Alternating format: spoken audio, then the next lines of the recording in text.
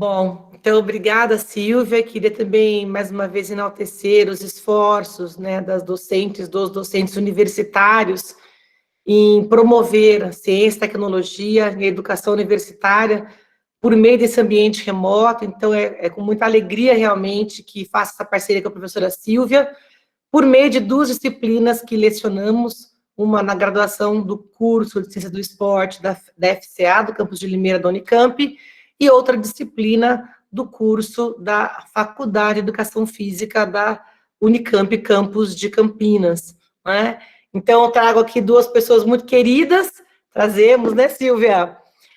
O professor Ciro Winkler, que é um professor doutor renomadíssimo na nossa área, já passou por 5 edições de Jogos Paralímpicos, tem produzido muito sobre a área também, tem participado de algumas seleções, como a de atletismo paralímpico, assim como vem coordenando também comissões de alto rendimento do esporte paralímpico. Então, é uma pessoa também que eu conheci há muitos poucos anos, né, na graduação da FEF-Unicamp, e desde então temos tido uma relação muito interessante, né, afetuosa, mas sobretudo profissional na universidade pública, uma vez que o professor Ciro também é docente de uma universidade pública. Então, professor Ciro, sinta-se super em casa, a FEF sempre foi sua casa, sempre será, né? Muito obrigada por ter aceito o nosso convite e fique muito à vontade para a sua exposição. Boa noite, pessoal. Muito bom receber esse convite, muito bom receber esse convite da Lica, da Silvia. Eu posso falar que elas não podem, o meu RA é 950323. Talvez a da Lica seja um pouquinho mais antigo que o meu, mas são as pessoas que dizem, eu não tenho certeza disso. Eu estou aqui para conversar um pouquinho para... Nossa Senhora, Lica. Eu estou aqui para conversar e Matheus, dividir aqui o espaço com você. Pessoal, o ambiente remoto, como a Lica falou, eu acho que é uma coisa que vem para ficar. Tá? Eu acho que nós vamos vivenciar esse ambiente remoto. Ele é um dificultador, porque perde os nossos abraços, as nossas aproximações, mas, por outro lado, ele nos permite estar mais perto nesses horários, como, por exemplo, às 9 horas da noite, de uma segunda-feira, eu aqui em Santos.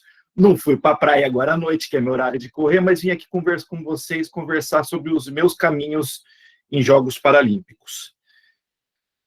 A Lica coloca aqui a questão da universidade, e eu falo que a Unicamp foi talvez o ponto de mudança da minha vida. Eu defino minha vida antes e depois da Unicamp por uma série de coisas. Pelas janelas que me foram abertas dentro da universidade, as oportunidades de mestrado, doutorado, de graduação, as interações, as conversas na cantina, os tombos, os jogos, o esporte, o filho meu que nasceu, meu primeiro filho que nasceu ali, praticamente dentro da Unicamp, o Vinícius, que hoje tem 16 anos, desculpa, 14 anos, 16 anos, estou pensando em 2016, estou um pouquinho maluco. Mas quero contar um pouquinho esse caminho de Jogos Paralímpicos. Esse caminho de Jogos Paralímpicos ele é muito norteado pelas ações de extensão da faculdade. Eu posso dizer que o meu pontapé para ter chego em Sydney foi a extensão da Unicamp. A extensão lá que tinha o professor Júlio Gavião, recém-aposentado, lá com deficiência visual. Comecei num projeto na extensão, isso lá pelos idos de 97, 98. Comecei a trabalhar com atletas com deficiência, coisa que eu nem sabia que existia, e começou um ponto que a gente vê muito na literatura, a gente vê lá o Outsider, os livros hoje estão falando muito, mas eu estava na hora certa, no lugar certo, no momento certo. Eu estava num momento de grande crescimento do esporte para pessoas com deficiência no Brasil, na universidade, que talvez era o grande celeiro do momento de desenvolvimento dessa prática, e eu me envolvi. Eu acho que eu tive os 3 pontos ali e me envolvi muito, porque a partir disso, desta primeira ação de extensão, eu comecei a fazer meu mestrado ali com o professor Luiz Eduardo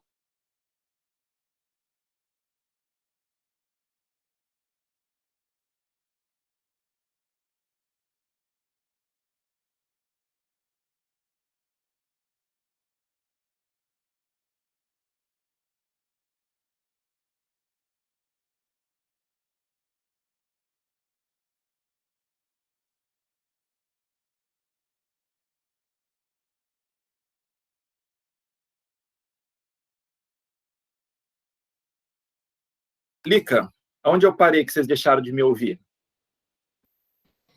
Olha, começou a falhar faz um tempinho já, mas acho que foi quando você falou do Gavião, né, que acabou de se aposentar, Perfeito. tá bom? Perfeito. Desculpa, gente, mas eu estou aqui numa briga com a minha internet em casa esses dias.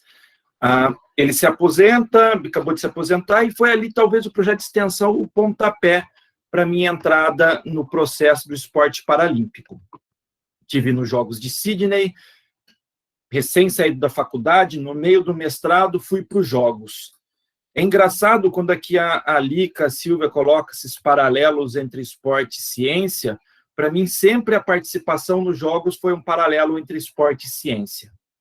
Eu sempre conectei as minhas ações dentro dos Jogos com a construção científica, quer seja na participação dos eventos pré-olímpicos, como foi o pré-paralímpico, que foi esse em Sydney, um congresso bem renomado, mas eu comecei a ver o fenômeno de dentro. Um fenômeno que era uma coisa muito distante para mim.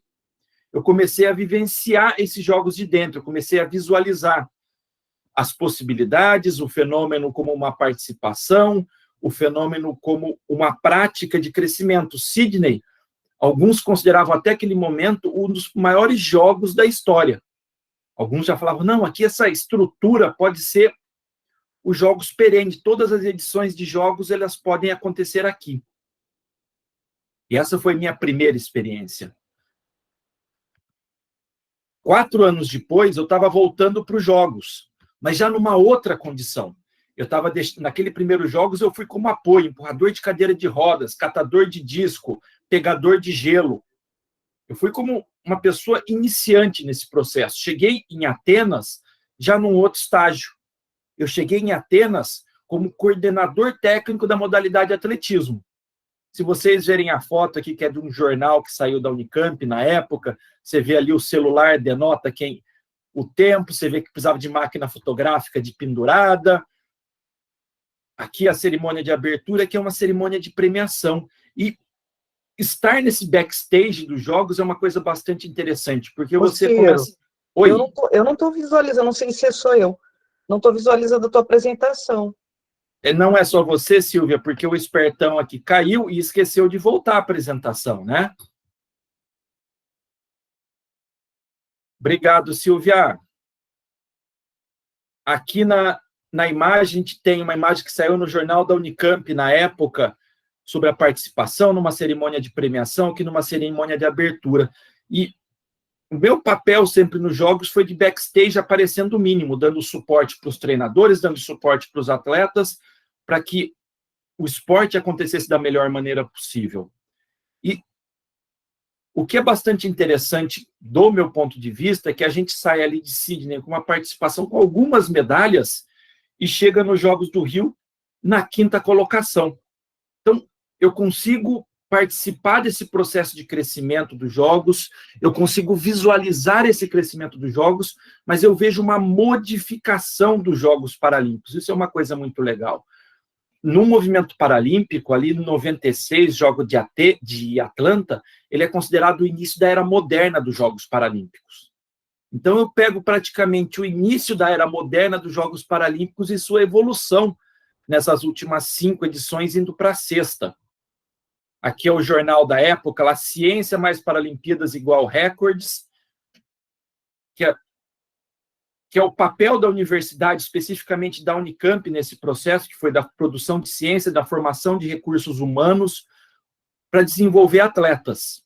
Isso é uma coisa bem legal, que a gente tem o professor Júlio Gavião, que a gente tem o Leonardo Mataruna, que era um aluno de doutorado à época, e aqui a gente tem o Aurélio Guedes, que era um aluno que participava dos programas de extensão lá da FEF Unicamp. Então, a todo momento a gente vê estas conexões. Jogos de 2008 eu já não estava mais na Unicamp, já não era mais estudante de pós-graduação, foi meus primeiros jogos eu sendo professor aqui da Unifesp, eu já sendo professor universitário, já trazendo aquele background histórico de ciência, mas conectando agora com as minhas ações como pesquisador independente, como um doutor. Talvez tenha sido um dos maiores jogos do ponto de vista financeiro, do ponto de vista estrutural de todos. Eu, particularmente, considero isso, e se a gente for ver, a maior parte da literatura aponta, esse foi jogos até o presente momento mais caro da história. Eu gosto muito dessa foto, que aparece minha esposa aqui no meio, a Andréa, mas aparece também essa medalha aqui do revezamento, com o André, com o Johansson, com o Alan, aqui, que era um moleque de 16 anos, com o Claudemir, hoje que é um professor universitário com mestrado, aqui o Lucas Prado, mas especificamente esses 4 raparigos aqui, que eles possibilitaram ganhar uma medalha no revezamento, que foi uma medalha extremamente estratégica, eu considero que foi a minha primeira medalha mesmo que eu ganhei, pensando em estratégia de jogos, em montar a estrutura, fazer planejamento específico dos atletas. Apesar de ter participado já em 2 jogos anteriores, eu considero essa medalha aqui muito especial. Muito especial. Aqui embaixo a gente tem o Lucas Prado, ele não é o rapaz específico aqui que eu quero falar, mas ele é o maior medalhista do Brasil no atletismo. Foi um dos caras que eu trabalhei com uma maneira muito legal. A partir desse momento e o crescimento de Londres e Rio de Janeiro, eu crio um foco muito grande, sendo coordenador de atletismo, eu crio ferramentas para que a modalidade cresça a partir da ciência. Então, a avaliação dos atletas com deficiência visual, dos nossos atletas cegos, que sempre foram grandes frontes de medalha, a gente começou a entender o que era o atleta, o que era o atleta guia, como que a gente poderia potencializar a performance do atleta cego. No caso aqui, eu gosto dessa foto que o Alan, ele faz talvez a grande prova dos Jogos de Londres, ele ganhando do Oscar Pistorius nos 200 metros, que foi uma prova absolutamente fantástica. Isso aqui é antes da cerimônia de abertura, apesar do cachecol de Harry Potter aqui, isso aqui era a cerimônia de abertura dos Jogos. Foram jogos, se a gente for comparar os 3 últimos, comparar Pequim, comparar Londres e comparar o Rio de Janeiro, Pequim foi o mais grandioso, porque a gente tinha ali uma estrutura gigantesca, estava sempre lotado, só que a gente sempre tinha dúvida se aquelas pessoas estavam ali por livre e espontânea vontade ou livre e espontânea pressão. Londres já mostrou que todos os dias era estádio cheio. Era uma estrutura fantástica, uma organização extremamente interessante.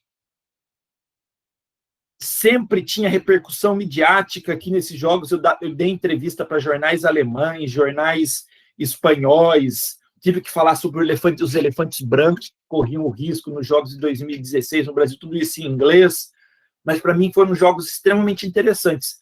Ciro, você gostou mais dos jogos de Pequim ou de Londres? Eu gostei mais do de Pequim. O Londres, para mim, foi extremamente difícil, porque como o Brasil estava em ascensão, o Brasil passou a ser vidraça, todo mundo tentava ganhar do Brasil de todas as maneiras. E um dos papéis do Ciro no backstage é ficar ali cuidando de recurso contra atleta, não deixar atleta perder medalha, fazer atleta entrar na hora, na prova, cuidar desses detalhes junto com os treinadores. Ser, muitas vezes, a linha de frente para que os atletas não sofressem estresse. No dia que esses 2 meninos aqui ganham a medalha de ouro nas suas respectivas provas, foi uma noite extremamente fantástica. Eles passaram em claro. No outro dia, a gente teve parte de imprensa extremamente forte, o mundo todo querendo falar com eles. Foi um evento extremamente rico para mim. E a gente cruza nesse caminho até chegar no Rio. Essa aqui é uma matéria que sai dos jornais da Unifesp sobre o papel da ciência na performance dos atletas. Se eu fizer um recordatório hoje, por exemplo, do meu currículo acadêmico, basicamente todas as pesquisas vão estar associadas com atletismo ou com a performance dos atletas, o que para mim é fantástico. Só que isso, talvez seja o grande ponto da minha formação acadêmica, foi minha capacidade de ouvir as pessoas, ouvir os treinadores, ouvir os atletas e criar pontes para que a performance desses atletas acontecessem. Isso possibilitou a chegada no Rio de Janeiro. É óbvio que ciência e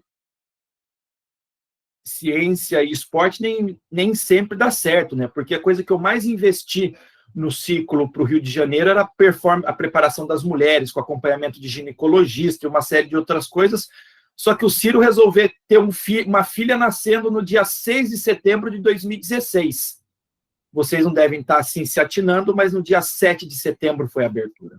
Então, eu me preparei com todos os atletas, mas eu esqueci de me cuidar. E eu gosto de colocar essa foto aqui, porque essa foto denota um encerramento de um ciclo. Aqui a cerimônia de abertura. Cheguei para a cerimônia de abertura, participei dos jogos, uns jogos extremamente intensos, em casa.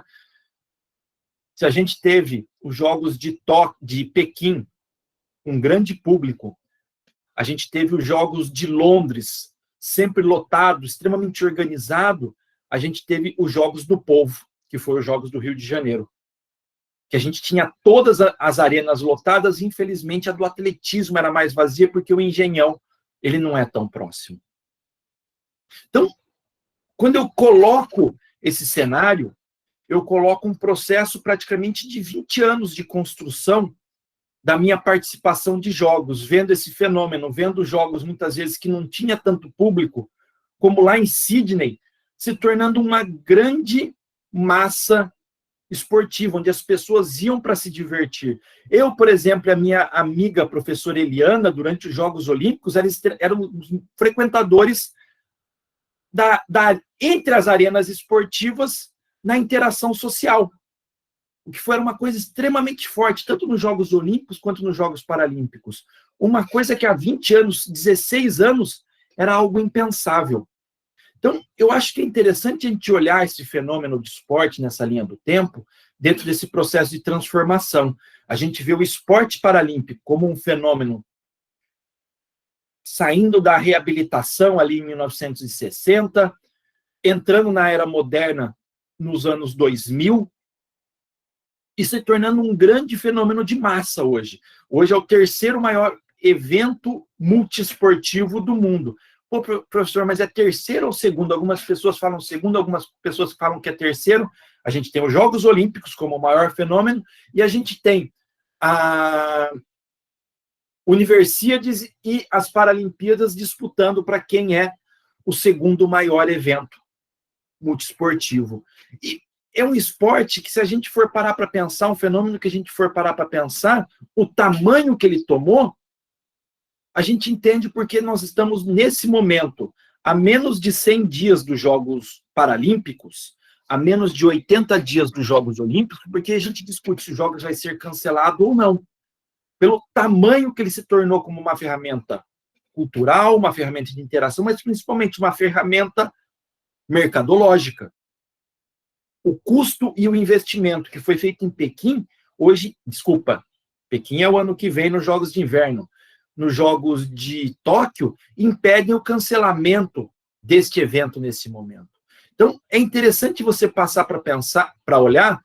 Eu fiquei olhando essas fotos antes, falei, caramba, eu vou colocar essas fotos aqui, mas eu mostro um menino que saiu da Unicamp lá em 2000, para um raparigo que já está começando a ter um monte de ruga na cara, mas não tem cabelo branco, chegando aqui em Pequim, no Rio de Janeiro. Tóquio, para mim, é um evento que eu me dei um tempo. Talvez eu volte para Paris, mas eu resolvi, nesse momento, me afastar um pouco para investir na outra perna que eu tenho da minha profissão. Eu sempre tive 2 chapéus na minha vida profissional. Eu sempre tive o chapéu da vida acadêmica e sempre tive o chapéu do esporte. Por mais que eles se conectassem, hoje eu tenho que pensar numa ascensão dentro da universidade que dividir, muitas vezes, não estavam me permitindo. Então, pensar nesse processo, eu não vejo o esporte paralímpico sem ciência. Eu não vejo o Ciro sem esporte paralímpico. E eu não vejo o Ciro observando o esporte paralímpico sem usar o prisma da ciência. Então, eu acho legal contar essa história, que é uma história que começa na Unicamp, começa na extensão, me permite conhecer o mundo todo, me permite participar de 5 Jogos Paralímpicos e construir um processo não apenas do esporte que eu participei, mas o meu processo de vida, ele se norteia em paralelo, em paralelo não, o momento todo ele se norteia trombando com o esporte. Então, é legal a gente contar essa história, porque ao mesmo tempo que pode parecer um fenômeno distante de vocês, esse fenômeno está extremamente próximo Por mais que a gente esteja vivendo num momento maluco, que a gente não sabe em que ano a gente está da pandemia, a gente não sabe se vai ter jogos daqui 3 meses, é uma coisa que está extremamente próxima e que muitas vezes está dentro do nosso escopo de intervenção.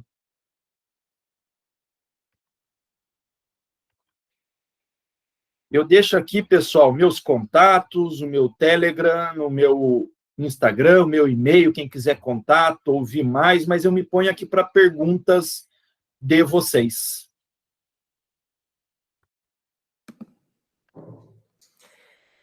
Bom, boa noite mais uma vez para todos, todas e todas que estão conosco no YouTube. A gente foi vendo o pessoal entrar devagarzinho, então, obrigada pelo prestígio. Meu colega querido Círio, realmente você mencionou e foi maravilhoso encontrá-lo durante os jogos. Eu acho que esse foi um dos brindes de ter jogos no Brasil, né? Poder, ao longo do evento, encontrar com vários colegas do campo esportivo, que atuam como treinadores, como árbitros nas federações, e também os colegas acadêmicos que atuam de algum modo, né, Ciro, uma perna aqui, outra lá, né, que atuam de algum modo também nessa intervenção direta do campo esportivo. Então, eu acho que não poderia deixar de lembrar do meu querido Paulo Freire, né, quando ele fala dessa praxis, né, dessa constante ação, reflexão, e, no nosso caso, pesquisa, né, quando isso acontece de maneira tão fluida. Então, Ciro, muito obrigada, né, pela sua fala. Vamos deixar mais espaço depois para as perguntas, para as interações. Só queria te fazer um pequeno pedido, Ciro. Se você poderia colocar o seu PowerPoint novamente e passar as imagens do comecinho, porque nós tivemos um problema na transmissão e elas não passaram. Depois a conexão caiu, a gente não viu mais. Então, só pedir, por gentileza, para você colocar desde o começo e passar, por favor, o slide para a gente, até porque nossos colegas aqui que estão nos acompanhando pelo YouTube possam assistir. Enquanto você coloca o PowerPoint, eu vou já agradecer aqui a presença da nossa grande mestra, professora doutora Elizabeth Pauliello, da professora doutoranda Leonela Correia, da Universidade Federal do Amazonas. Essa professora também estava tomando... Não, desculpa, estava colecionando copos também nos Jogos do Rio. Ela estava colecionando Várias professoras estavam colecionando copos. Ela estava colecionando copos. Ela e a professora Silvânia Venâncio também estavam colecionando copos. Ai, foi ótimo. Então, né, muitos professores, colegas, muitos pesquisadores do LAPED, pesquisadoras, né, Michele Oliveira, professora também doutoranda da UEG, Estadual de Goiás, né, da Faculdade da ESEFEG, obrigada pelo prestígio, professora Amanda Nascimento, então, muitas pessoas queridas aqui, Giovana Souza, né, pessoal do LAPED aqui em peso prestigiando, obrigada. Então, as fotos que o Ciro comentou, as imagens, obrigada, viu, Ciro, por estar passando novamente essas imagens, que são muito belas e muito importantes para nós. Isso, aí você retomou daqui. Obrigada, Ciro. Bom, gente, então eu passo a palavra ao nosso professor, mestrando, Matheus Henrique de Oliveira, é o nosso pós-graduando da FEF Unicamp, e também que realizou, né, suas PIBICs, TCCs, no curso de Ciências do Esporte da FCA Unicamp. O Matheus tem uma trajetória muito interessante na área da ginástica, como ex-ginasta, como árbitro nacional, como pesquisador também na área da ginástica, é o tema, inclusive, do seu mestrado. E o Matheus trabalhou, na época, estava na graduação, e trabalhou como voluntário dos Jogos Olímpicos Rio 2016, né, na arena da ginástica.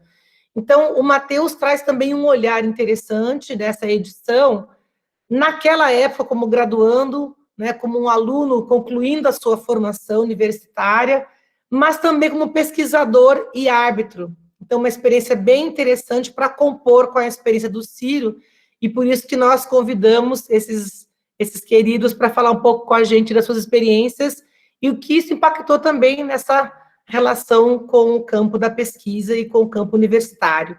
Então, Matheus, seja bem-vindo, obrigada por ter aceito o nosso convite, né, e fique à vontade. Bom, boa noite primeiramente, a todos e todas, né? Começar aqui agradecendo o convite da professora Silvia e da professora Eliana. É sempre um prazer aceitar um convite de vocês para conversar um pouquinho sobre as experiências que eu tive. Agradecer ao professor Ciro também por ter compartilhado um pouco da experiência dele. A gente percebe que foi uma trajetória muito legal, muito enriquecedora em termos de processo, né? E acho que é meio que um sonho que todo estudante de educação física, amante de esporte tem, é de conseguir aí se relacionar o máximo possível com o esporte, principalmente nesse que é o principal evento, né, de muitas das modalidades esportivas, que é os Jogos Olímpicos. Eu vou começar minha apresentação aqui, e aí, se vocês tiverem algum problema de transmissão, por favor, me avisem.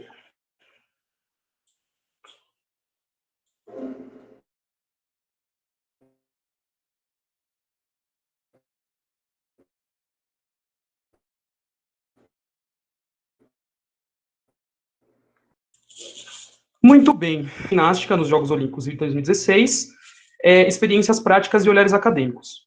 Então, eu sou o Matheus Oliveira, sou mestrando atualmente do programa de pós-graduação na FEF Unicamp, orientado pela professora Eliana de Toledo, e faço parte do Laboratório de Pesquisa e Experiências em Ginástica, o LAPEG, e também do Grupo de Pesquisa em Ginástica, o GPG, da FEF Unicamp.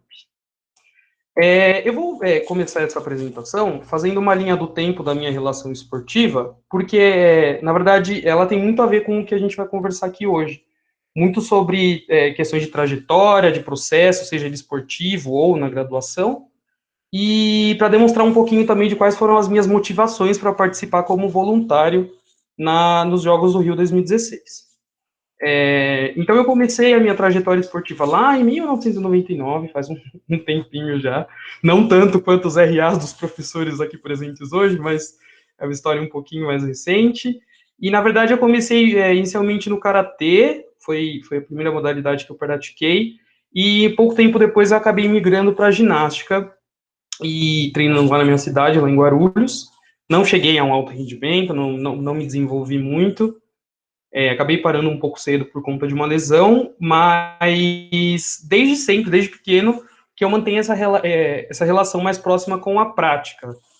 Mesmo depois de ter parado de praticar a modalidade, eu acabei seguindo, tendo alguns contatos com atletas, com treinadores, com árbitros, então sempre foi uma paixão desde pequenininho, assim, tanto a ginástica quanto o karatê, depois acabei indo para o atletismo e para o voleibol, mas essa relação começou principalmente nessas duas modalidades. Aí no ano de 2013, eu tive a oportunidade de fazer os meus primeiros cursos de arbitragem em ginástica artística. Então, desde 2013 que eu atuo como árbitro especificamente na ginástica artística feminina, atualmente como árbitro estadual, mas durante o ciclo olímpico ali dos Jogos eu era árbitro nacional, então eu estava bem mais envolvido com a modalidade, participando de campeonatos estaduais, nacionais, e mais envolvido com essa questão mais prática da arbitragem especificamente, que hoje é o meu tema de estudo no mestrado. E no ano de 2015, eu iniciei a graduação em Ciências do Esporte, então eu acabei me tornando árbitro antes de entrar no curso específico, né, da área de esporte, e também pude ter minha primeira participação como voluntário num evento internacional de ginástica, que foi a Copa do Mundo de São Paulo, lá em 2015, realizada no Ibirapuera. Então, esse foi meu primeiro contato com o voluntariado nesse tipo de evento, e aí que eu consegui reunir muitas das coisas que eu vou comentar com vocês hoje sobre aspectos motivacionais, principalmente, né? Então, a partir desse momento em que eu entrei na graduação, eu tinha instruções mais diretas sobre uma área da educação física e das ciências do esporte, e comecei a atuar como voluntário nesse tipo de evento, que a visão ela mudou um pouco. Então, não era só um trabalho pelo prazer, um trabalho por gostar da modalidade ou estar lá, mas eu comecei a mudar esses olhares para uma coisa mais científica, mais acadêmica, então consegui relacionar isso daí de uma forma diferenciada. Daí, em 2016, eu tive a oportunidade de participar como voluntário no evento Trest e nos Jogos Olímpicos, né, que foram em 2 períodos diferentes do ano aí, e que foi, assim, a maior experiência que a gente vai conversar aqui, e até então a minha maior experiência esportiva também.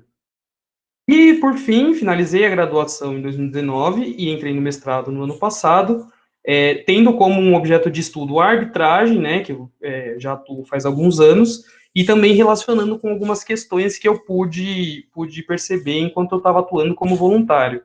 Então, é só para entender que esse processo ele não é uma atuação só pela atuação, né? Ele tem toda uma relação aí de motivação por ter estado dentro da prática, por conhecer um pouco mais da modalidade e também por outros aspectos relacionados ao voluntariado que a gente vai conversar aqui. Então, eu trouxe aqui duas informações, uma delas sendo uma das definições sobre voluntariado em eventos esportivos, que é dessas duas autoras aí, a Barelli e a Lima, que ela fala que o trabalho voluntário no Brasil ele já se inicia com uma relação mais voltada para a área da saúde, que é a área onde a educação física tá inserida, né?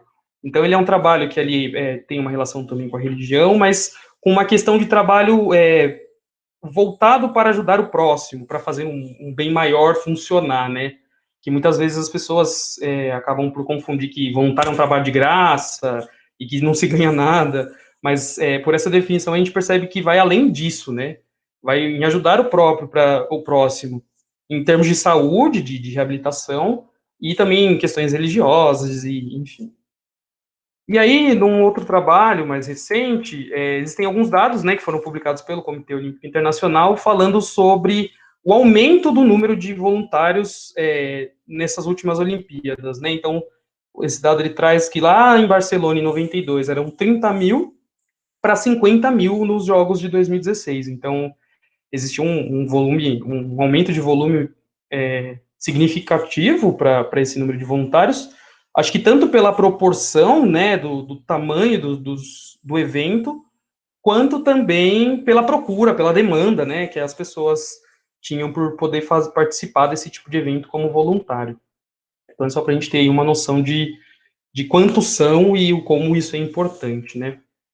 E aí eu trouxe dois videozinhos aqui, que são duas redes de televisão, né, um é da Rede Nacional de Esportes e outra é da Band TV, que falam um pouquinho sobre essa trajetória de alguns dos voluntários durante esses jogos. Para que essa máquina não pare de rodar.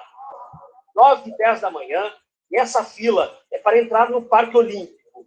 Por enquanto, o público não entra, só quem trabalha. Cada cor define um local de atuação. Os de vermelho fazem parte da área médica. Esses com roupas coloridas, a maioria de voluntários. Com amigos brasileiros, encontramos este colombiano, que está fazendo intercâmbio por aqui. Eu queria ficar um esporte onde tivesse atleta do meu país. Não está? Não.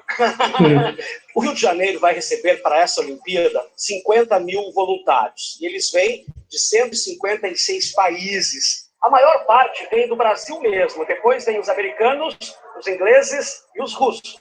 Tem gente que vai chegar de Madagascar, do Suriname, do Camboja, do Gabão e até da Eritreia, que fica no leste da África e é um dos países mais restritos quando se fala em garantia dos direitos humanos. É uma oportunidade, ser voluntário dos Jogos é uma oportunidade de você ver todo um bastidores e fazer parte de algo que você não vê quando você é espectador. Elodie é francesa, professora de inglês, ela fala as 2 línguas oficiais dos Jogos Olímpicos e pensou, por que não contribuir do meu jeito?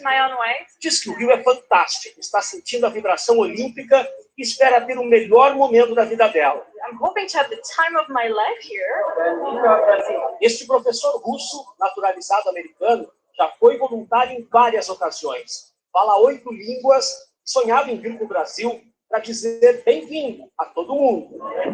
Essa dupla muito bem-humorada que nós encontramos todos os dias aqui na entrada do centro de imprensa não tem no currículo idiomas estrangeiros. Como é que você faz? Eu, sinceramente, eu dou um information aí no espanhol.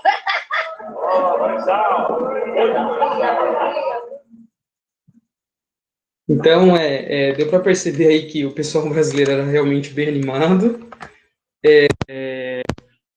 E existiam diferentes funções que eram desempenhadas ali por diferentes pessoas que estavam trabalhando e que vinham de diversas partes do mundo, né? Então, muitas das vezes a gente pensa que o trabalhar com voluntariado é só para quem está lá no país de realização das competições, e não é assim. Aqui para o Rio de Janeiro vieram muitos voluntários de diversas partes do mundo, que é legal de a gente salientar também. Vou pular esse videozinho, senão vamos acabar o tempo. E aí, comentando um pouquinho sobre como foi esse processo para chegar a atuar como voluntário, né? Ele foi um processo que ele foi dividido em 4 etapas, né, que foram ocorrendo durante ali, ao longo dos 2 anos anteriores da realização dos jogos. Então, o processo de inscrição ele se abriu em 2014, e aí a primeira dessas etapas era o preenchimento lá de um formulário online que tinha diversas questões sobre relação com o esporte, sobre conhecimento de língua estrangeira, e, enfim, era um questionário mais socioeconômico, assim, e foi realizado 2 anos antes da realização dos jogos, então foi com bastante antecedência. A segunda etapa foi uma de realização de dinâmicas online, então o próprio comitê de organização dos jogos oferecia alguns cursos, né, que eram para conhecimentos gerais de modalidade, tinham cursos de nivelamento de língua ou de aprendizagem de língua também, para quem quisesse se motivar a aprender uma língua nova para poder atuar lá, e que eram todos obrigatórios serem cumpridos ali para que você tivesse ali um nivelamento mínimo desse conhecimento teórico que era considerado importante ali pelos realizadores do evento. A terceira etapa era uma entrevista e uma dinâmica feitas presencialmente, então a gente ia até um local num determinado momento em que era avisado com antecedência também.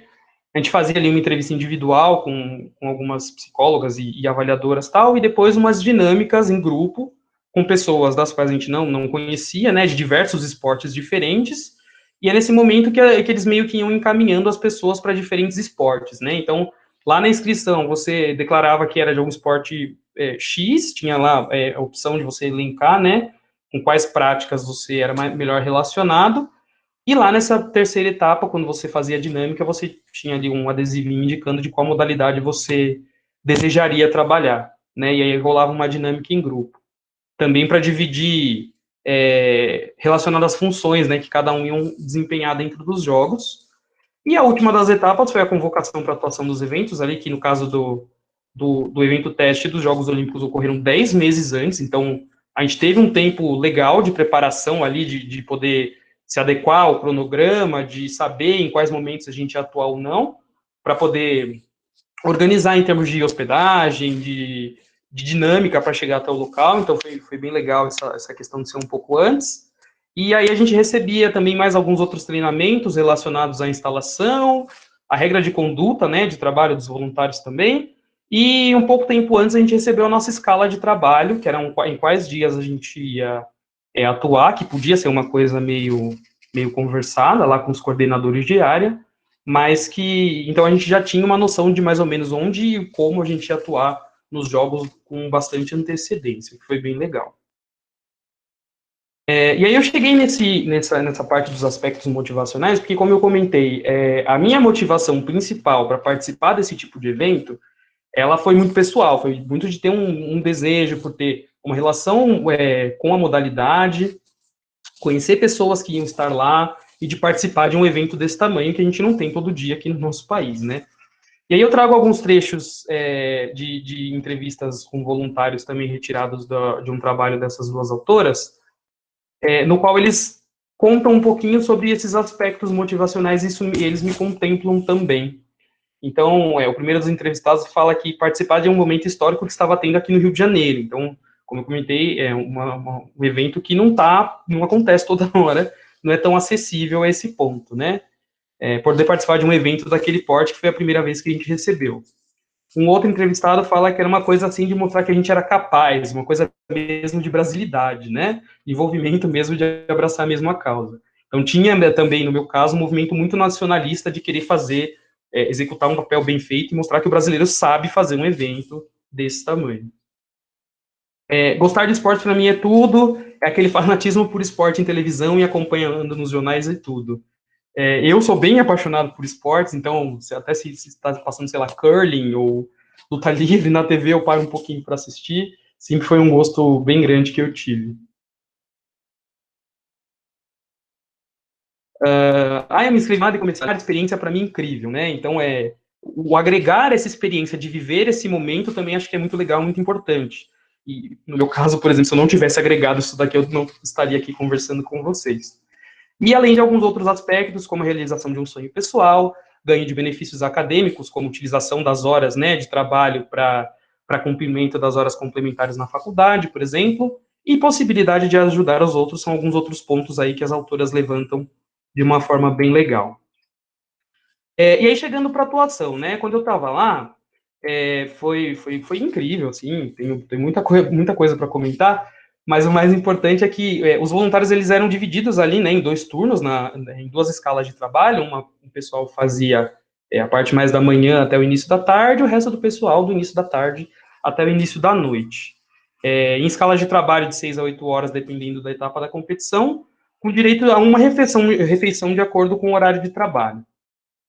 As funções eram distribuídas de acordo ali com as informações obtidas durante o processo seletivo.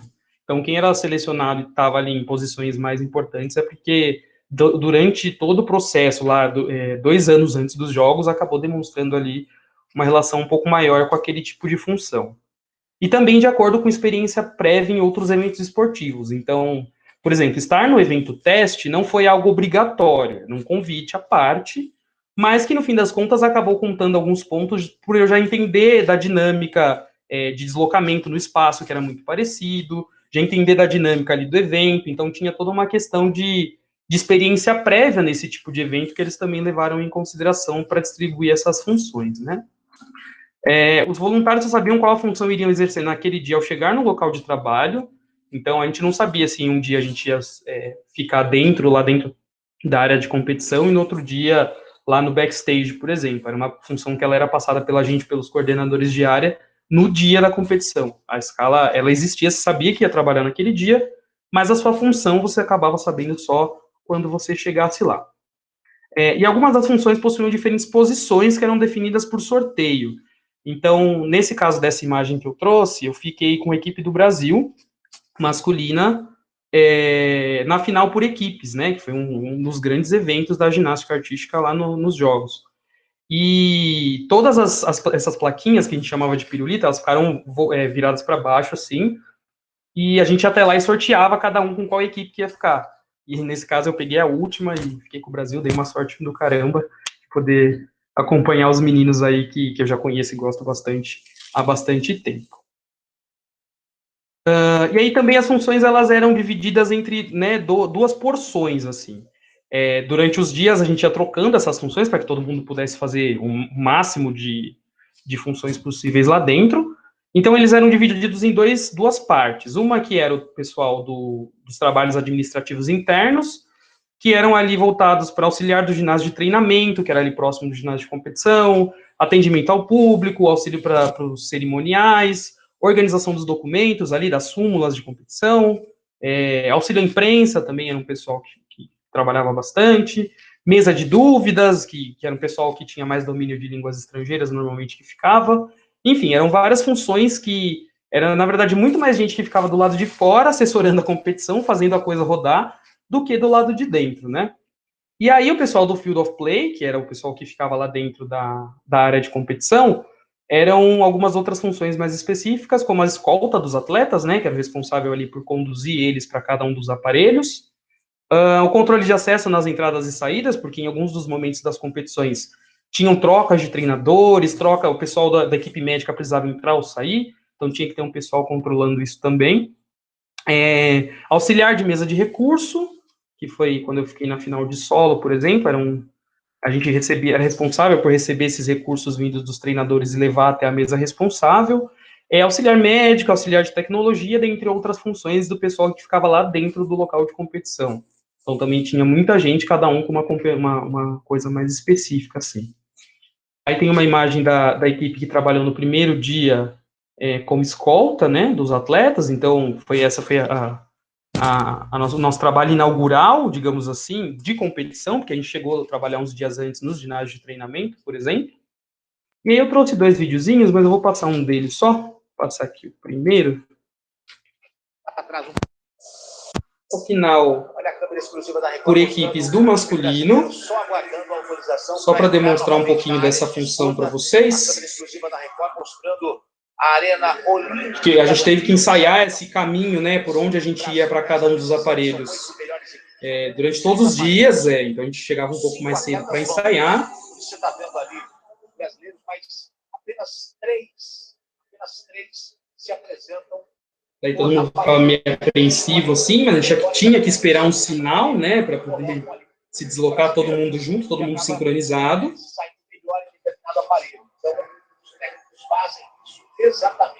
E aí, nesse vídeo, vai dar para perceber a existência de vários outros voluntários. Então, eu estava ali acompanhando a equipe. Ali tem um pessoal que ajuda a imprensa, como essa moça aí. Mais para frente vão ter alguns outros que controlam o acesso. Mais um funcionário de mídia, ali o pessoal que controlava os acessos. E a gente que coordenava esse deslocamento junto com as equipes. Então, tinha uma grande quantidade de voluntários ali dentro para fazer a competição funcionar. Às vezes, vendo pela TV, a gente acaba não identificando muito, mas tinha bastante gente. E aí, agora vou compartilhar um pouquinho sobre essas experiências e essas vivências que eu tive com um olhar mais acadêmico, né? Então, que nem a professora Lica comentou, na época que eu estava atuando como voluntário, eu era graduando. Eu estava no segundo ano ali, já pensava em fazer várias coisas com pesquisa, então eu tive um olhar mais voltado para uma atuação profissional em relação a algumas coisas da educação física, como no caso da gestão do esporte, né, que acho que é importante de trazer aqui, e depois um olhar mais generalista para as outras áreas. Então, eu tive a oportunidade de ter essa vivência dos bastidores da gestão de um mega evento esportivo, que até então, muitas vezes, a gente não tem muita noção de como acontece, né? Se a gente só assiste pela TV, parece que é tudo lindo, tudo legal, mas tem uma galera que trabalha bastante ali por trás. Então, eu tive a oportunidade de participar no planejamento diário das atividades, então, a gente ensaiava por onde caminhar, o pessoal, os coordenadores de área eram bem permissivos às sugestões, assim, sobre o que fazer nesses casos, sobre o controle de horário, eles costumavam ser bem pontuais, então, putz, a gente tem que vir por tal caminho, porque tem que estar em tal horário, em tal lugar, era bem logística, bem dinâmico. Colaborar com a organização documental e logística das diferentes funções, então, eram voluntários que eram responsáveis por organizar algumas súmulas da arbitragem, por exemplo, por organizar a entrada e saída das equipes, por fazer toda a questão cronológica, né, toda a questão de pontualidade, então a gente pôde auxiliar nisso também. Eu acho que o mais legal é a experiência prática ali na gestão do evento, então, quando a gente está dentro do evento, a gente entende que existem algumas situações que dão certo, outras que não dão tão certo, né? Então, a gente tem que, em alguns momentos,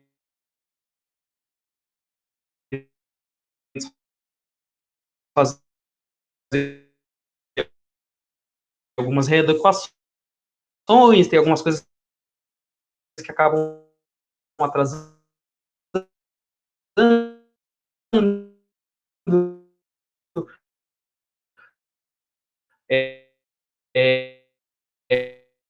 acho que outros não.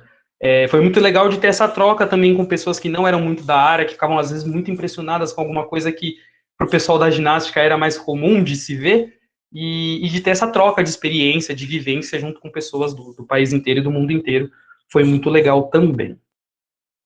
E indo para uma área mais geral ali das ciências do esporte, né, eu trago alguns pontos que eu achei importante na experiência e que são legais de salientar aqui.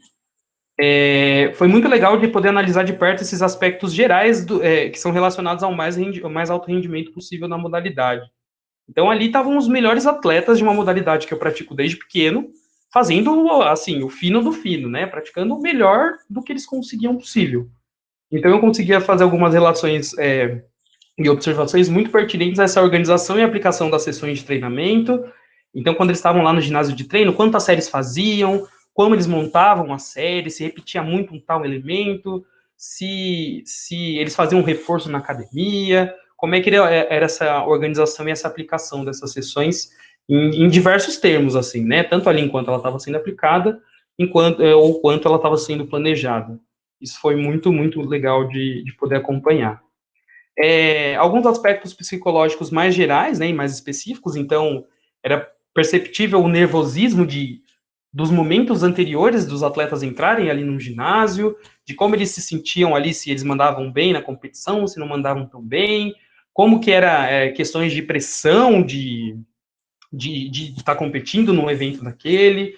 Então, era isso, apesar de a gente não dominar a língua, né, de todos os lugares possíveis, era muito visível, era muito fácil de perceber como eles reagiam a diferentes situações ali em termos psicológicos, né? Então, isso foi muito legal. Para o meu caso, que eu trouxe mais próximo ali do meu objeto de estudo, uma relação com os árbitros e com a arbitragem também foi muito legal, de poder perceber como eles se organizam, como eles se reúnem, como eles agem dentro de uma competição. E no meu caso específico, como eu já era árbitro, eu tinha sempre uma noção de tentar olhar, às vezes, com um olhar meio de espectador e ficar vislumbrado, né, com as coisas que eu estava vendo, e também de um olhar de árbitro, de uma coisa mais técnica, já que até então eu só via aqueles atletas todos por vídeo, e era muito diferente de você arbitrar uma série por vídeo do que você ver aquelas coisas pessoalmente, né? Então foi muito legal de conseguir relacionar isso daí com a minha vivência mais prática e de trazer isso daí agora um pouquinho mais para a área científica e acadêmica, né? E aí acho que o ponto mais destaque, assim, era de poder analisar e perceber como era a relação treinador-atleta, né? Então, dentro dos Jogos Olímpicos, a gente tinha diferentes culturas desportivas, então, eram diferentes formas de se treinar, de se portar dentro de um ginásio, de se portar diante do seu treinador, de se portar diante das suas atletas, enfim, eram diferentes culturas, diferentes povos ali que estavam convivendo juntos, e que tinham ali as suas particularidades, né, os seus afetos, suas aproximações, seus distanciamentos, e isso foi muito legal de perceber. E também essas diferentes comportamentos e relações de poder dentro da ginástica e da competição, né?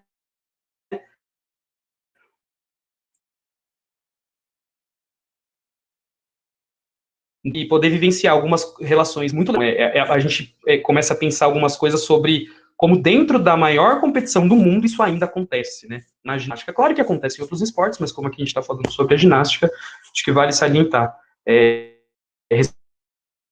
Recentemente, a gente tem visto vários casos aí, né? Tanto estrangeiros quanto nacionais relacionados a isso.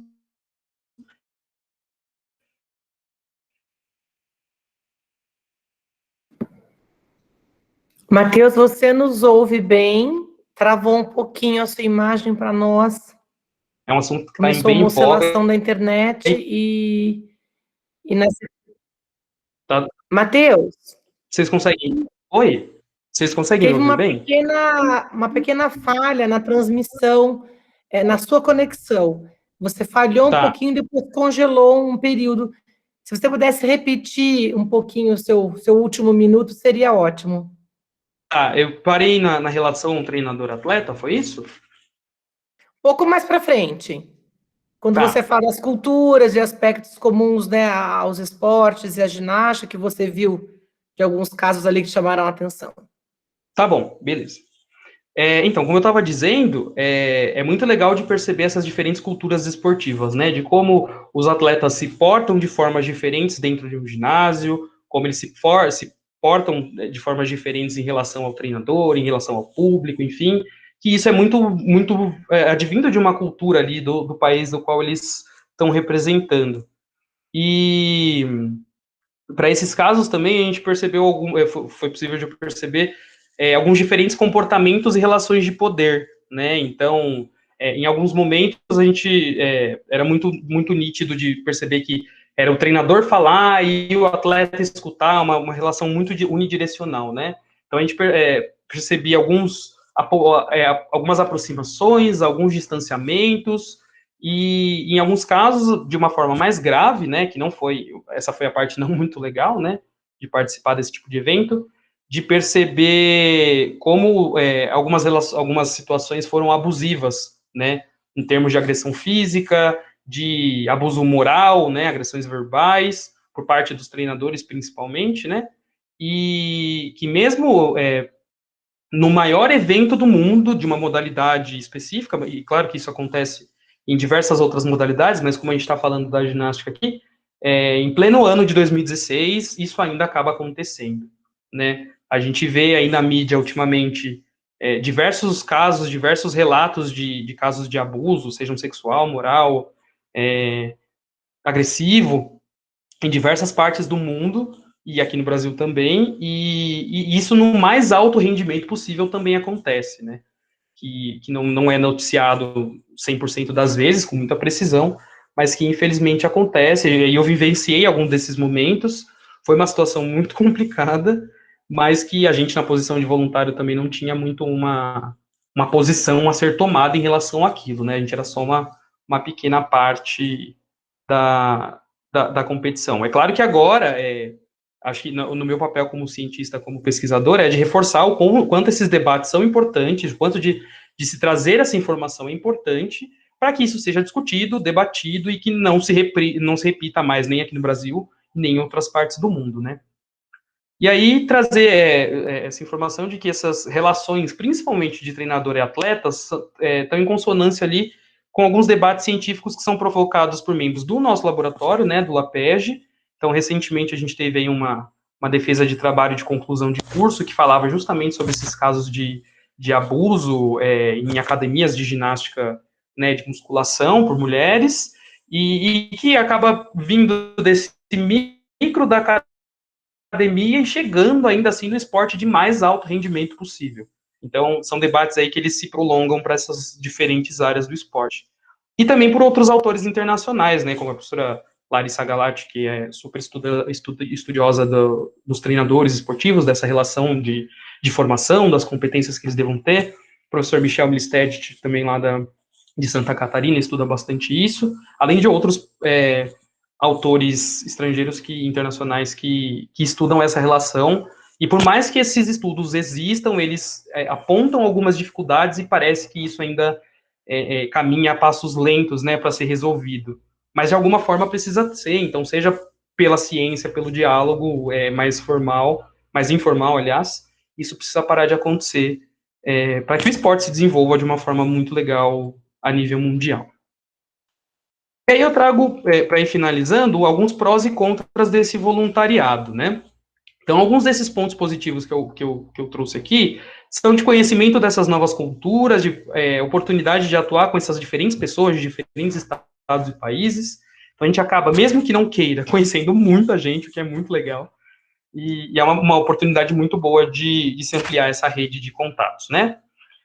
O ganho de itens exclusivos ali, como uniforme, tênis, mochila, relógio. No meu caso, eu ganhei alguns ingressos para outros eventos esportivos, então eu assisti algumas partidas de handball, de boxe, de tênis de mesa, foi muito legal também. A oportunidade de estar próximo de grandes ídolos do esporte, de acompanhar um evento esportivo do mais alto nível possível. Então, como eu comentei, até então eu só via Simone Biles, por exemplo, pela TV, né? E aí, quando você tá lá, olhando para ela, fazendo aquele monte de acrobacia difícil, é uma coisa chocante, assim, muda bem a cabeça da gente, você fica, nossa, é de verdade mesmo, sabe? E aí começa a suscitar alguns pensamentos mais, no meu caso, né, mais pro lado científico, para poder estudar. Aprender de uma forma mais aplicada ali aos conceitos e teorias estudados na área da educação física. Então, eu era graduando, eu tinha passado ali por disciplinas de pedagogia, de treinamento, de sociologia, para entender esses casos não muito legais que aconteceram lá também. Então, quando a gente é de dentro da área, muda um pouquinho a chavinha, a gente começa a pensar e relacionar essas questões que a gente tem na graduação, por exemplo. E aí contribuir para a realização de um dos maiores eventos do mundo, né? Então, a gente acaba fazendo parte disso. Se o evento tem sucesso, é por parte também dos voluntários, né? Que executam um trabalho legal ali e fazem o evento rolar.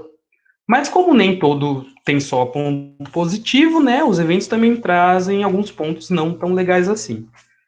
Pode haver um alto custo de deslocamento e hospedagem. Então, no meu caso, eu sou de São Paulo, né, da cidade de Guarulhos, até que não foi tão difícil de chegar no Rio de Janeiro, Mas teve gente que veio de outros países, de outros estados e tal, e isso fica tudo a cargo dos voluntários. Tipo, se você aceita participar, se você quer participar, o deslocamento e a hospedagem fica por conta de vocês. Então, é um gasto que ele é previsto antes, né, porque ali 10 meses antes, quando você tem certeza, já tem como você se preparar para poder colocar a mão no bolso aí. Nem sempre as preferências estabelecidas pelos voluntários durante o processo de seleção eram atendidas. Então, eu conheço gente que era da ginástica e acabou indo trabalhar em outro esporte ou em outra função que não lá dentro, né?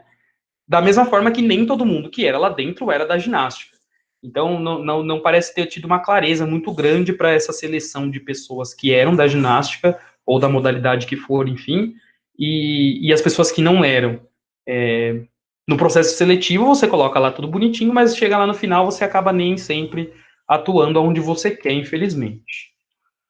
A refeição e o transporte, eles eram limitados para os voluntários, que dependiam ali de diferentes dinâmicas para chegar. No meu caso, eu consegui utilizar o BRT lá, que é um dos meios de transporte lá no Rio de Janeiro, que é um ônibus que funciona como se fosse uma linha de metrô, né? E para mim não era era demorado, mas não era tão difícil de chegar no Parque Olímpico. Mas tinham pessoas em outras regiões ali do Rio de Janeiro que tinham bastante dificuldade de chegar, e tinha que chegar sempre mais cedo para ajeitar o local de trabalho, entender ali a dinâmica da função, e isso era um pouco prejudicante para algumas pessoas também. E a vivência de alguns momentos não muito agradáveis em relação a atletas, treinadores, gestores, no que se diz respeito à organização do evento, né? Então, algumas das pessoas tiveram alguns problemas de exercer a função delas. Eu, no caso, eu tive essa sorte, né, de conseguir exercer legal as funções, sejam dentro do ambiente de competição ou fora, não tive nenhum problema relacionado a isso.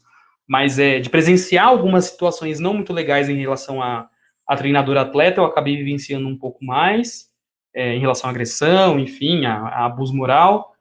Algumas outras situações com treinadores também a gente tinha que lidar de uma forma mais difícil. Com o pessoal da imprensa também era um pouco difícil, principalmente com a imprensa nacional. Olha só, era bem complicado, porque eles achavam que, né, por ser ali de grandes conglomerados de televisão, eles tinham todo o direito de ficar onde eles quiserem, de interromper os atletas, enfim. Então, a gente teve alguns tipos de problemas nesse sentido. Isso para a ginástica e para alguns outros esportes que estão aí elencados nesse texto desses dois autores, aí, Oliveira e Dorensky, que trazem aí uma visão mais romântica do que é o voluntariado, mas que acaba não tendo essa parte tão legal também, que pouca gente comenta, né? Então, que nem eu mostrei lá no vídeo anteriormente, todo mundo estava super feliz de participar do evento e tal, mas nem tudo são flores, né? Então, tem algumas dificuldades também que a gente passou lá. E aí, só para finalizar, eu vou trazer aí alguns olhares mais acadêmicos, né, mais voltados para a área da pesquisa. Acompanhar esse evento de perto foi muito legal para compreender o processo de uma atuação profissional. Então, você passa ali por um processo de seleção, você tem que demonstrar que se você tem um determinado domínio da modalidade, como esse domínio você passa ali por um processo de avaliação por conta das avaliadoras na dinâmica, e aí você é contratado, digamos assim, para atuar como voluntário, né? Então, isso é um processo que acaba resultando numa atuação lá na frente, né? Assim como, assim, quando a gente termina a graduação e vai para o mercado de trabalho, ou vai para uma parte mais acadêmica, a gente também tem esse tipo de processo, né? Então, é muito legal para a gente vivenciar esse processo também, e é uma oportunidade de você vivenciar esse processo de uma forma muito interessante, que é atuando no maior evento esportivo do mundo, né? Também foi importante para identificar e analisar alguns potenciais problemas ali que poderiam chegar a ocorrer durante a atuação, principalmente ali relacionados à gestão e à logística do evento. Então, como eu falei, a partir do terceiro dia, que a gente fazia o ensaio desse deslocamento, só enquanto a gente estava lá praticando aquele deslocamento que a gente entendia que, putz, talvez se eu vier por aqui, eu gasto mais tempo, seja mais curto, seja mais rápido. Então, enquanto a gente estava vivenciando, a gente tinha essa experiência de tentar solucionar esses problemas junto com a coordenação, que foi bem permissível. Eles estavam sempre perguntando, questionando a gente sobre o que a gente achava, o que foi muito legal. E aí, pensar nessas possíveis sugestões para as melhorias das fragilidades do evento, mas não só lá dentro, para fora do evento também, porque nesse caso foi um trabalho como voluntário, né? Então, para os próximos eventos, seja como voluntário ou seja, como um trabalhador efetivo, como um empregado em alguma empresa, enfim, isso também fica como experiência, né, de você conseguir pensar nessa logística de como as coisas estão sendo feitas e propor ali umas soluções para esses problemas. E aí, utilizar o Matheus, olhar o tempo acadêmico para está se encerrando, tá bom? Estou só te dando um sinal eu tô como nós fechando. combinamos. Beleza. Utilizar desse olhar acadêmico para levantar algumas questões de pesquisas relevantes. Então, a partir dessa minha vivência lá no voluntariado, como atuando lá dentro, eu tive alguns insights, né, algumas ideias, que eu acabei transformando numa iniciação científica num ano depois. Então, essa imagenzinha aí é minha no congresso de iniciação do PIBIC, em 2017, no qual eu pude analisar algumas questões relacionadas a treinamento ali, e a quantificação de elementos para a ginástica artística feminina na Rio 2016. Então, como era uma coisa que eu estava ali vivendo, vendo, né, tudo acontecendo, foi muito mais tranquilo de pensar nessa lógica, né, de pesquisa, de ter uma questão e conseguir resolver ela de alguma forma, justamente porque eu estava ali acompanhando aquele trabalho, aquela competição mais de perto. Tem uma imagenzinha do meu certificado, que a gente ganha depois de executar o trabalho lá nos jogos, com uma dedicatória bonitinha aí dos presidentes e dos gestores principais. Deixa aí algumas referências acerca do tema do voluntariado, tanto como voluntário, trabalho voluntário e do voluntariado dos Jogos Olímpicos, para quem tiver interesse aí para poder pesquisar um pouquinho mais sobre motivação, sobre os pontos mais legais, os pontos não tão legais assim. E uma fotinho minha com a Nádia Comaneci, que foi um achado também, foi muito legal de encontrar com ela assim no meio de uma correria e poder tirar uma foto com esse ícone do esporte. E aí deixo também o meu muito obrigado, fica aí o meu contato, meu e-mail e Instagram, para quem tiver mais curiosidade sobre ginástica artística, sobre arbitragem, sobre trabalho voluntário, pode me chamar que a gente conversa, gente. No mais é isso, muito obrigado a todo mundo que esteve escutando aí, e nos deixamos abertos para perguntas, para questionamentos que possam ter vindo a aparecer aí.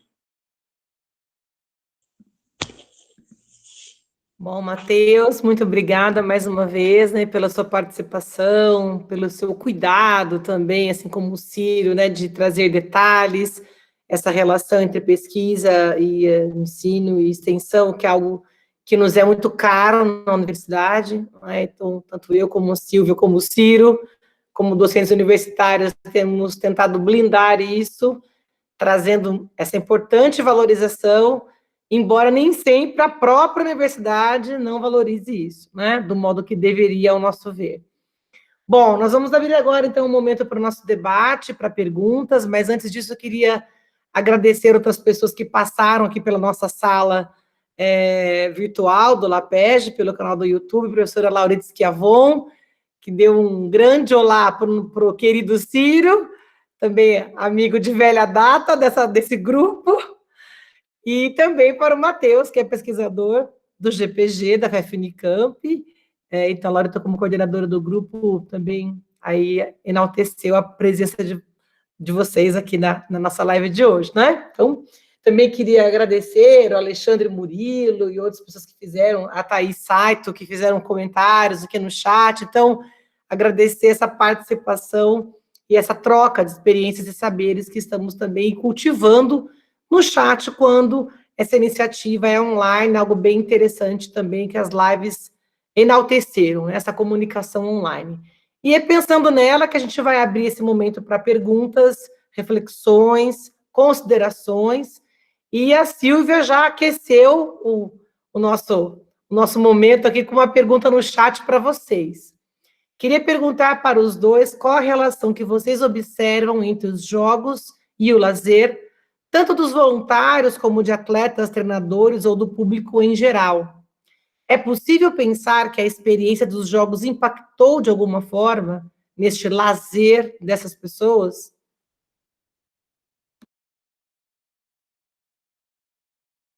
Posso começar, professor? Não, obrigado. Bom, eu acho que, como eu estava lá mais voltado para a ginástica, falando um pouquinho, começando pelos treinadores e atletas, para mim, eu tenho muito claro que eles viam lazer só depois que a competição acabava. Eles estavam ali realmente focados e era uma tensão de diversos lados, né, para representar o país, em busca de medalha, de rendimento, de treinamento e tal. Então, assim que a competição acabava, inclusive até um momento muito legal com uma atleta da Suíça, que acabou não competindo tão bem assim na final, na última das finais, né, da ginástica artística, e depois que ela acabou, ela se sentiu aliviada, assim, e aí ela foi curtir um pouquinho dos jogos e tal. Então, eu acho que tanto o treinador quanto o atleta, eles ficam bem realmente focados.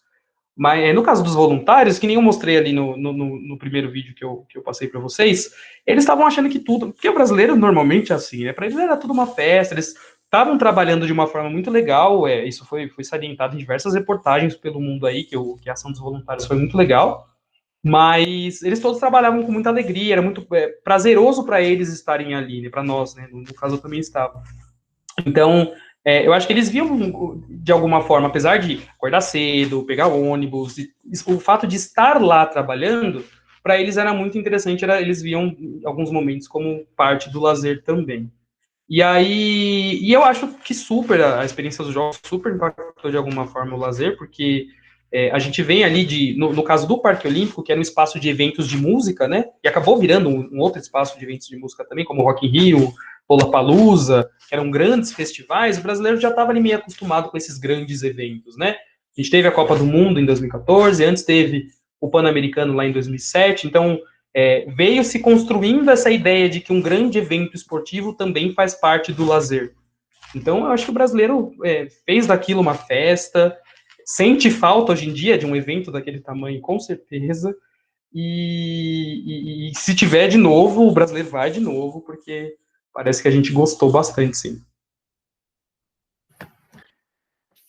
Silvio, eu não sei se sua pergunta é capciosa ou não, mas é legal a gente parar para pensar, né? Porque se a gente pensar como os jogos, como um evento que pode gerar uma modificação de cultura esportiva, eu acho que a gente perdeu uma janela de oportunidade.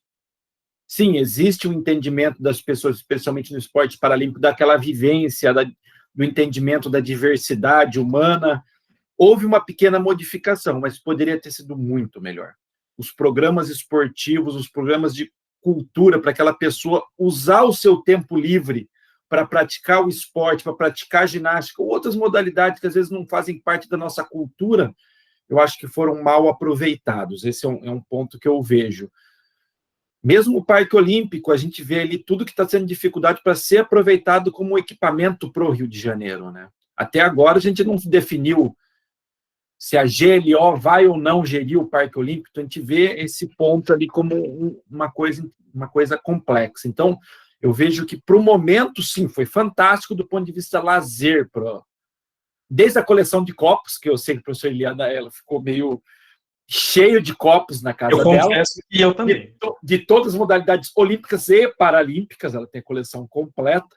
Então, você via ali um momento de interação, de conhecimento. Para dentro da vila,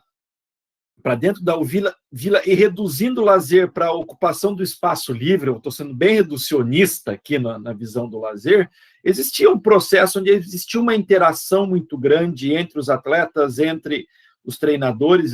Dentro da vila, a gente fala muito, tem os fantasmas noturnos, né? Que são aqueles atletas que circulam tentando achar alguma coisa ali depois que terminou os jogos.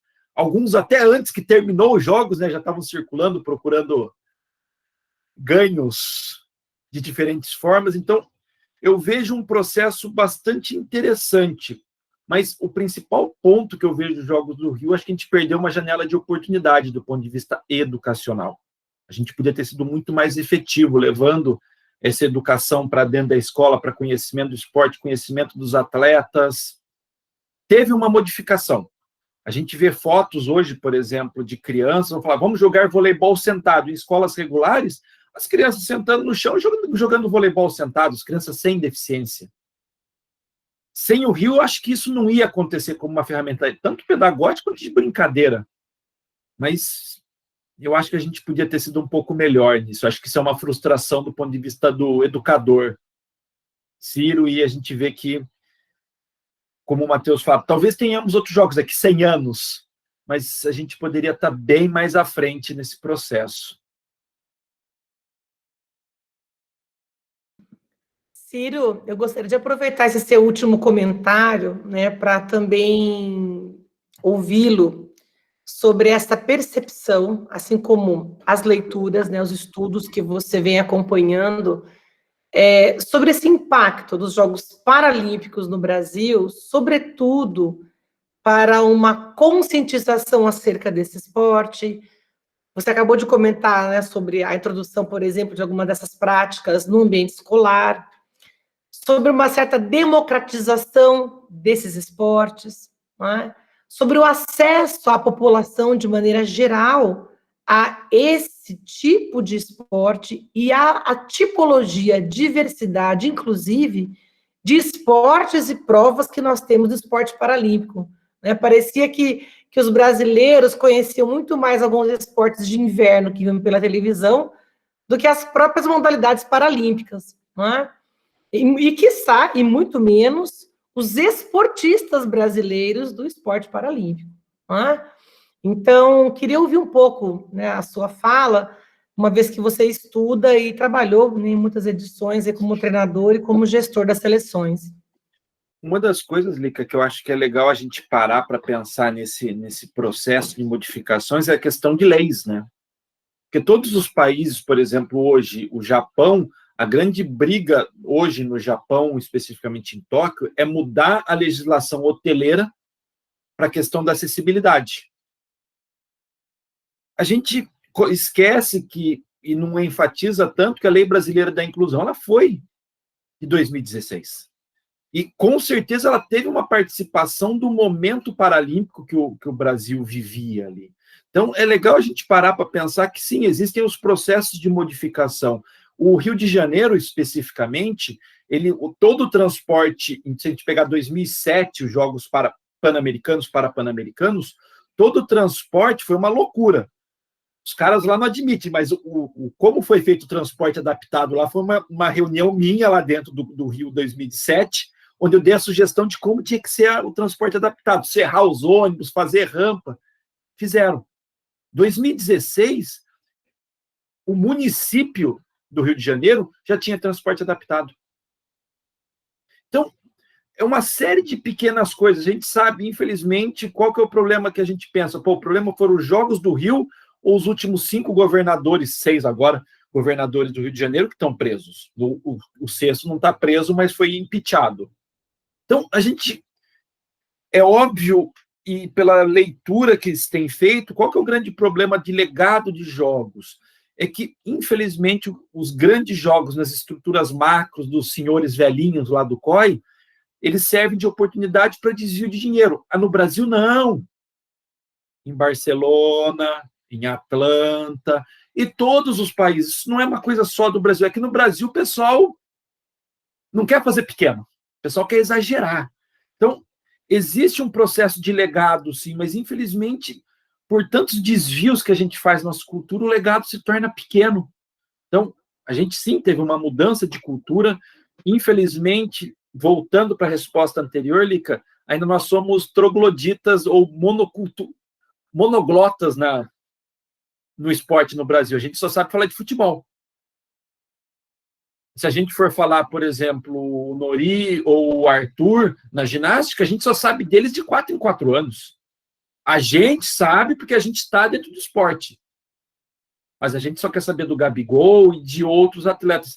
Se a gente está falando disso, do primeiro esporte, que é o futebol, o 10º, que é o futebol de salão, e depois começa os outros, o esporte das pessoas com deficiência ele está caminhando ainda, mas muitas vezes é um passo mais lento. É óbvio que já está se massificando. Hoje, por exemplo, existe um acordo entre o Comitê Paralímpico Brasileiro e a Rede Globo, onde tem que ter transmissão de jogos. Então, tem uma série de coisas. Por exemplo, no último Parapan, eu não fui para os jogos, eu fui comentarista da Rede Globo, eu trabalhei de camisetinha rosa. Então, você vê que é um mercado que está em crescimento. Mas ainda nós temos uma limitação muito grande. Eu lembro no Parapan, num determinado momento, tinha uma prova-chave do Brasil que ia ser, parou a transmissão, porque ia começar a Série C do Campeonato Brasileiro. Então, eu acho que esse ainda é o grande problema. E se a gente for parar para pensar o nosso processo de formação, nós temos excelentes alunos que saíram da Unicamp, que estão trabalhando no futebol, mas se você for conversar com cada um deles, eles veem a dificuldade que é trabalhar com ciência do esporte no futebol. Eles trabalham com futebol, é um outro mundo, mas é a paixão nacional, né?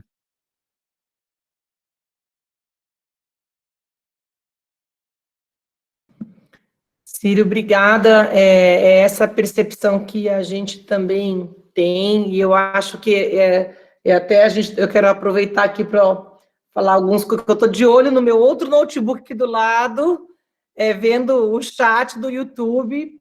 Então, eu queria já também agradecer os comentários, né, e a presença aqui também do Renan Mendes, do querido colega Andrei Parmesan, que você conhece muito bem, e a nossa querida professora Lívia Páscoa, professora atualmente da UFRJ, também pesquisadora do LAPEG, mando um abraço para vocês, e que está gostando muito da live. Então, aproveito para, né, divulgar e passar aqui o recado de pessoas tão queridas e que estão prestigiando o nosso encontro de hoje.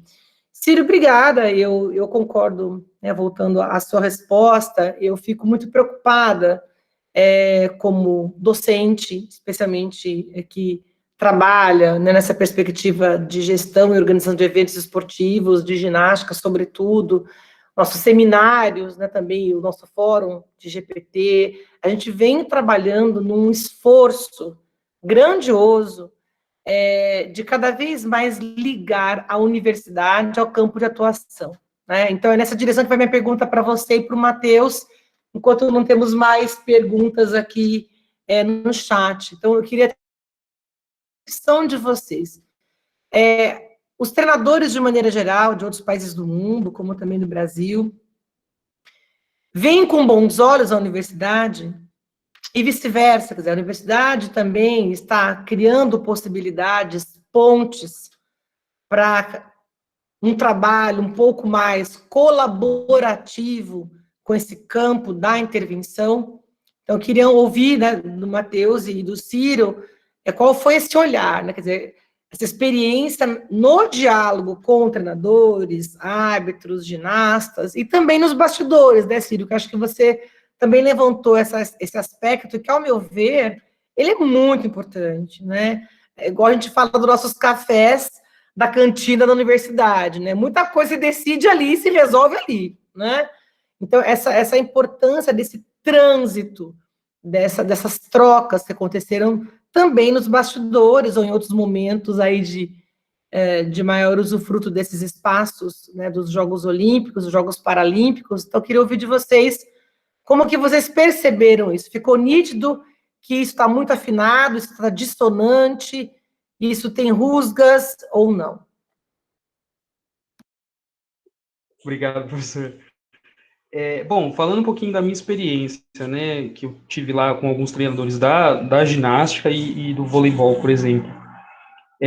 Isso é muito, eu percebo que isso é muito cultural também. De alguns países, como por exemplo em Portugal, na Espanha, é muito comum que atletas treinem em institutos que sejam relacionados diretamente com as universidades. Então, na França isso existe, na Europa de forma geral, né? Então, essa relação de pesquisa e treinamento, ela está muito mais afinada nesses países europeus, pela minha visão, assim, né? Alguns treinadores atuam como professores nessas universidades, em alguns outros institutos de ensino e pesquisa, o que facilita essa relação. Mas, da mesma forma, eu também já ouvi de alguns outros treinadores a nível nacional e internacional de outras modalidades esportivas também, de que, por muitas vezes, existe um interesse da universidade de se fazer a pesquisa pelo simples fato de se fazer a pesquisa. E eles enxergam isso como uma dificuldade, porque ao mesmo tempo que eles cedem o tempo e a disposição deles e dos atletas para que essa pesquisa seja feita, eles não conseguem um retorno muito direto para a aplicação dessa pesquisa que eles se permitem fazer para um desenvolvimento de algo mais aplicado, para que colabore com esse desempenho dele, dos atletas dele. Então, essa relação é dificultada justamente por isso, pela pesquisa querer ser feita pelo simples fato de uma necessidade acadêmica, de publicação ou de formação de um aluno, e de não ter esse retorno direto para uma aplicação sadia, uma aplicação viável para quem é atleta e treinador. Então, acho que vai um pouquinho da dificuldade dos dois lados aqui a nível Brasil, né? Tanto a universidade se permitia desenvolver um trabalho um pouco melhor com esses atletas e treinadores, e dos treinadores e atletas entenderem um pouquinho melhor esse lado da universidade, também se permitirem fazer essas pesquisas de uma forma mais tranquila, menos direta, menos aplicada, como eles querem e exigem que seja feito.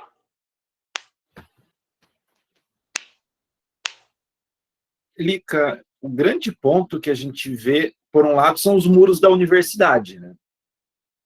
São os muros da universidade, onde nós, docentes, não queremos sair do nosso reino, e as perguntas que a gente responde são só as dos nossos interesses, da nossa linha de pesquisa, ou aquele ambiente que é mais fácil, onde tem um desenho experimental de pesquisa quadradinho, né? Facinho de resolver, quando o mundo prático ele não é tão simples assim. Então eu vejo... Se a câmera está aberta, abriu. Sim. Se por um lado a gente tem a dificuldade deste muro de pesquisa, do outro a gente tem o treinador que às vezes não quer se abrir para o novo. Então, eu falo que o grande exercício do cientista do esporte é a escutação. É ir lá, escutar o que o treinador quer, o como ele quer, talvez no primeiro momento responder o que ele quer. Exatamente o que ele quer, para depois gerar o encantamento e começar a trazer isso para o outro mundo. Mas é um exercício diário, de trabalho de ego, tanto do doutor, com o cara que tem o doutor na frente do nome, quanto do treinador, para conseguir fazer essa mediação. Então, é um processo diário. Você fala assim, isso acontece no Brasil, em alguns pontos acontece de maneira maravilhosamente bem, em outros não. Já fui em laboratórios olímpicos, laboratório paralímpico, laboratórios de universidade, eu vejo poucos lugares que conseguem essa mediação. E fora do Brasil a gente vê isso também. Se a gente for pegar, por exemplo, alguma das melhores universidades do mundo, você vê que tem essa dificuldade de conversar com o treinador. Eles estão muito mais preocupados em fazer publicações de artigos. Então, eu vejo esse processo de mediação treinador-pesquisador como um processo com dificuldades e barreiras em qualquer lugar. Mas, pensando nessa questão que o Matheus coloca, da espacialidade, do esporte das universidades, isso acontece muito mais fora do que aqui, né? Se a gente for parar para pensar, Lica, se qualquer um dos nossos alunos for atleta de alta performance e começar a competir em vários níveis, muito provavelmente o coordenador dos nossos cursos vai chegar para o cara e falar, amigo, não dá mais. Você não vai conseguir se formar, você vai jubilar, nós vamos ter que te desligar. Então, a própria universidade não está preparada também para esse mundo do esporte.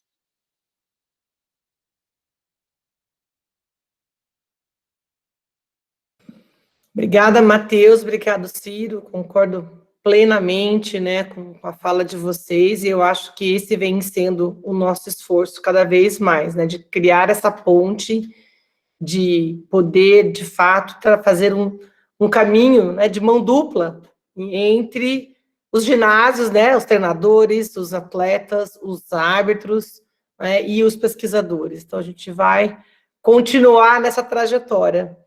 Bom, já são próximo de 10h30, e eu gostaria de saber se temos mais perguntas. Sei que o horário está avançado, a gente organizou esse momento de live, porque sabemos como as pessoas têm um certo agendamento das rotinas, né, à noite nas suas casas, com as famílias. Então, pensamos o pós-jantar, e também pensamos os alunos do curso noturno, né, que nós aqui também estamos abarcando na disciplina. Então, sei que já está avançado 10h30, então, faço a minha última rodada aqui de perguntas, está alguma outra colocação, que gostaria de fazer algum outro esclarecimento, ou pergunta, enfim, senão a gente vai para as palavras finais, para o quiz, uma fala bem rápida, né, enxuta do Ciro e do Matheus, e depois eu passo a palavra para a Silvia. Não temos nada aqui no YouTube ainda, e nem também temos aqui dos alunos do nosso chat. Ô, Lica. Diga, Silvia. Se você me permitir falar, porque eu já caí 3 vezes, eu estou indo e vindo, indo e vindo. Fale já, então. Então, agradeço aí, Ciro, Matheus, né, pela pela gentileza, pela excelente fala, pelas reflexões, né? E assim como você, Ciro, eu tenho sofrido aqui. Hoje mesmo minha filha teve um piti, um estresse à tarde, que estava fazendo prova, e a internet vai e volta, não sei se eu sou premiada, mas está sendo bem difícil. Né? Você falou assim, Ciro, ai, veio para ficar, eu espero que não, honestamente. No exercício docente, eu espero que não, porque é muito cansativo isso aqui. Mas obrigado quem ficou conosco até agora, obrigado, Lica, pela gentileza também, e mais uma vez, né, agradeço. Eu só estou adiantando porque eu já tentei, fui e voltei, não quero não agradecer. Obrigado. Imagina, Silvia. Obrigada a você. Ciro, por favor. Agradeço. Prazer de estar conversando com a Silvia, estar conversando com a Lica, estar conversando com o Matheus, estar conversando com o Andrei. Se eu não falar, depois ele me cobra. Pessoal, fiquem em casa se possível, lavem as mãos, usem repelente, e esse negócio vai passar.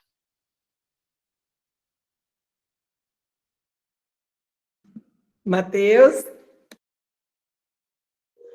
Queria, mais uma vez, agradecer aí o convite, dizer que foi um prazer discutir esse assunto para a gente que é tão legal com o professor Ciro, né?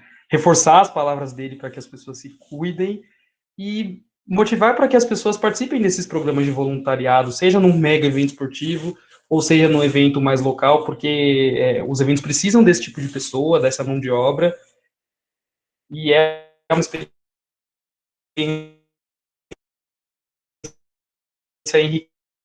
enriquecedora que com física e pessoal também. Então, experiência, pessoal. E mais uma vez obrigado. E é isso. Bom, então muito obrigada mais uma vez aos nossos alunos que nos acompanharam, os colegas de profissão, os colegas da área que também estiveram conosco na sala do YouTube. Lembrando, né, que nós vamos deixar essa live gravada no canal do LAPEG, então vocês podem assisti-la novamente, passar para os alunos, né, recortar talvez algumas questões que mais lhes chamam a atenção. E também acho que esse é um documento importante, né, de registro, porque a gente deixa ali gravado e não sabemos quem que vai acionar essa gravação daqui a um dia, 2 dias, um mês, um ano.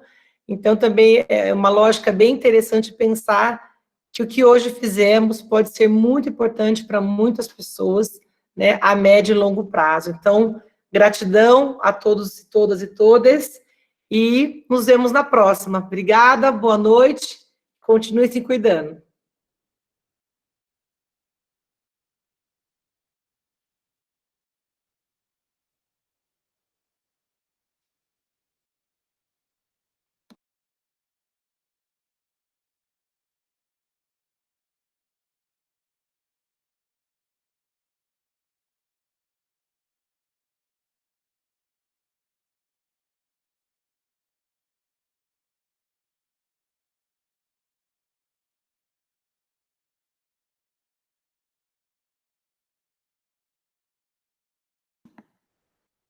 Pronto, estava esperando encerrar no YouTube, que tem um delay, né?